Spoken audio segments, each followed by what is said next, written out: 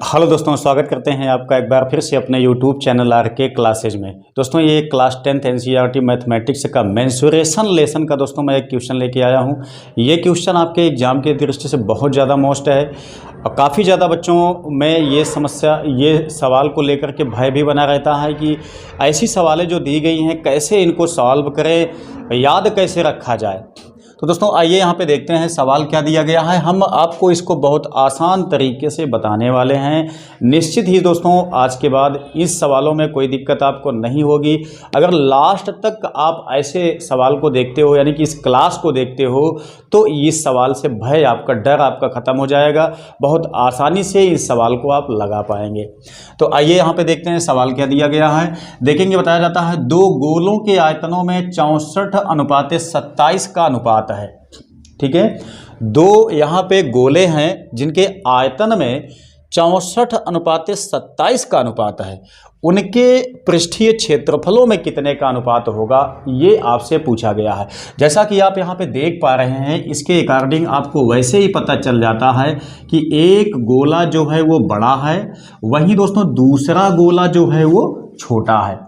ठीक है, तो गोला यहाँ पे दिया गया है। दोस्तों यहाँ पे गोला की जब बात की जाती है तो इसको आप मान के चलिए कि ये ठोस गोले की बात की जाती है।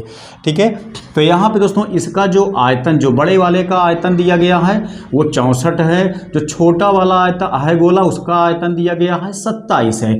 तो इसका जो पृष्ठीय क्षेत्रफल बनेगा वो कितना अनुपात में आएगा दोनों का, ये चीज़ आपसे पूछा गया है। तो बहुत आसानी से हम लगा सकते हैं। दोस्तों ऐसी सवालों में इतना आपको बेसिक कॉन्सेप्ट याद रखना है कि जो भी आपका दिया गया होगा सदैव आपको वही लेकर के चलना होता है। जैसे यहाँ पे दिया गया है आयतनों में अनुपात, तो हमको आयतन लेकर के ही चलना है। ठीक, ध्यान दीजिएगा। यहाँ पे दोस्तों जो गोला बड़ा वाला है इसकी त्रिज्या को हम R1 मान सकते हैं। जो गोला यहाँ पे छोटा वाला है इसकी त्रिज्या को हम R2 मान सकते हैं। ठीक है, बाकी हमको ये बात पता है कि सभी गोलों के आयतन का सूत्र जो होता है वो समान होता है। जैसे कि हम बात करते हैं इस गोले के लिए, तो दोस्तों आपको पता होगा कि 4/3 पाई r³ ये फाइनली हो जाता है किसका, किसी भी गोले के आयतन का सूत्र। तो हमको गोले के आयतनों के सूत्र से चल करके सबसे पहले हमको क्या पता लगाना होगा, इसमें हमको त्रिज्या पता लगाना होगा। ठीक है, जब त्रिज्या हम पता लगा लेते हैं तो उसके बाद गोले के विषय में XYZ कुछ भी पूछा जाए आप बड़े आसानी से निकाल सकते हैं। ठीक है, तो कॉन्सेप्ट याद रखिएगा कि हमको सबसे पहले त्रिज्या काउंट करना होता है। जब त्रिज्या काउंट हो जाएगी तो गोले के विषय में जो भी पूछेगा हम आसानी से निकाल सकते हैं। तो आइए यहाँ पे देखते हैं। देखिए, गोलों के आयतनों में अनुपात दिया है, तो गोलों के आयतनों का अनुपात हम यहाँ पे लगा देते हैं। ठीक है, आयतनों का अनुपात, ठीक है, आयतनों का अनुपात हम लगाएंगे। अब दोस्तों यहाँ पे देखिए 4/3 पाई r1 का क्यूब बटे, यानी इसके आयतन का मतलब इसका आयतन बटे इसका आयतन, इसका अगर इसका हम r1 मानते हैं तो इस वाले का आयतन 4/3 पाई r2 का क्यूब बनेगा। ठीक है, इतने आयतन से जब हम भाग देते हैं तो इसका जो अनुपात आता है वो आपको दिया गया है कि 64/27 आएगा। ठीक, इतना कॉन्सेप्ट आप पकड़िए। अब यहाँ से देखिए 4/3 कॉमन है, कट जाएगा, पाई से पाई कट जाएगा, बचा आपके पास क्या चीज़, r1 का क्यूब बटे यहाँ पे बचा r2 का क्यूब। यहाँ पे देखते हैं तो 64/27 इतना आ जाता है। आगे आप ध्यान देंगे तो यहाँ पे इसको हम लिख सकते हैं r1/r2 का होल क्यूब। क्यों लिख सकते हैं, क्योंकि दोनों में क्यूब समान है। जब समान होता है तो हम सभी संख्याओं के बटे में उसी को लगा सकते हैं। यहाँ पे देखेंगे दोस्तों ये जो 64 दिया गया है ये 4 का घन है, वैसे जो 27 दिया गया है ये 3 का घन है। तो हम इसको फाइनली लिख सकते हैं कितना, 4/3 का क्यूब। यहाँ पे देखेंगे 4 चौका 16, चौको 64 हो जाता है, 3 त्रिक का 9, त्रिक 27 हो जाता है। ठीक है, तो हम इतना इसको लिख सकते हैं। अब देखिए जब इक्वल में जब इक्वल में घात घात समान होता है तो घात घात को हम काट सकते हैं। अब यहाँ से देखिए R1/R2 इज इक्वल कितना बच गया, 4/3 आ गया। यानी कि आपके पास इन गोलों की त्रिज्याओं का अनुपात ज्ञात हो गया है।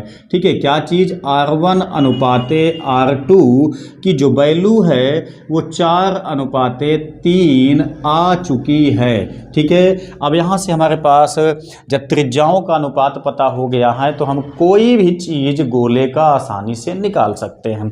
अब आपसे पूछा क्या गया है, आपसे पूछा गया है पृष्ठीय क्षेत्रफलों में अनुपात ज्ञात कीजिए। ठीक है, पृष्ठीय क्षेत्रफल का सूत्र दोस्तों क्या होता है, ये चीज़ आपको ध्यान रखना है।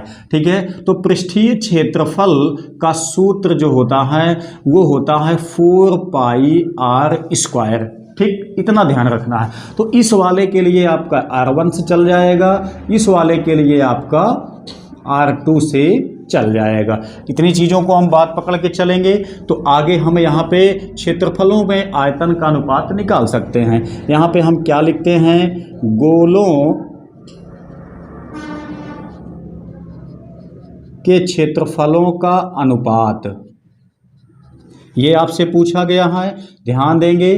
क्षेत्रफल के लिए हम जानते हैं, क्षेत्रफल जो हमने यहाँ पे लिखा हुआ, अनुपात पूछा गया है तो अनुपात का हम यहाँ पे भाग दे लेते हैं, इतना बन गया। जहाँ से दोस्तों आप देखेंगे ये चीज़ आपका कैंसिल हो जाएगा। फाइनली आपका निकल के क्या आ गया, R1 का स्क्वायर बटे R2 का स्क्वायर, यही आ गया है। यहीं से आपका यहाँ पे इसका जो अनुपात है वो आसानी से ज्ञात हो जाएगा। R1 की वैल्यू आप देखेंगे तो कितना दिया गया, 4 दिया गया है। जब यहाँ पे रखेंगे 4, इसका हो गया होल स्क्वायर। वहीं R2 की वैल्यू 3 दी गई है, यहाँ पे 3 रखेंगे होल स्क्वायर।